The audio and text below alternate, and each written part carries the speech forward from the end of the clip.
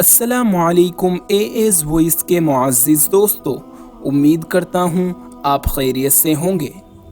ناظرین اکرام، نبی کریم صلی اللہ علیہ وسلم نے فرمایا، اے ابو ذر، کیا تم جانتے ہو یہ سورج آخر کہاں جاتا ہے؟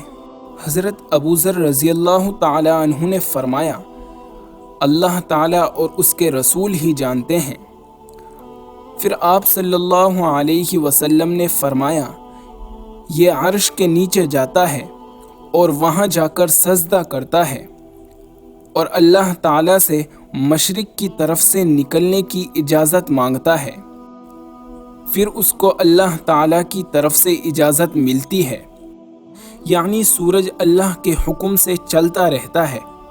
سورج کا حال ایک گھڑی کی طرح ہے کہ چابی دی تو چلے گی ورنہ بند ہو جائے گی۔ اسی طرح سورج اللہ تعالیٰ کے حکم سے نکلتا ہے، خود نکلنے کا اس کو اختیار نہیں۔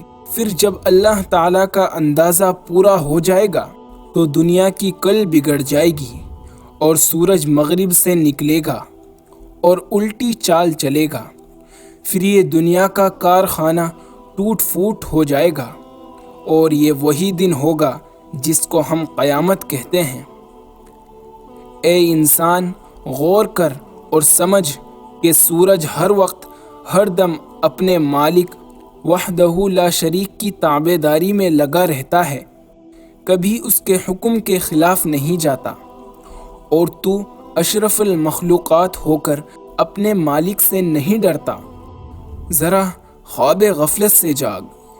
اللہ تعالی ہم سب کو اپنی نافرمانی سے بچائے، آمین۔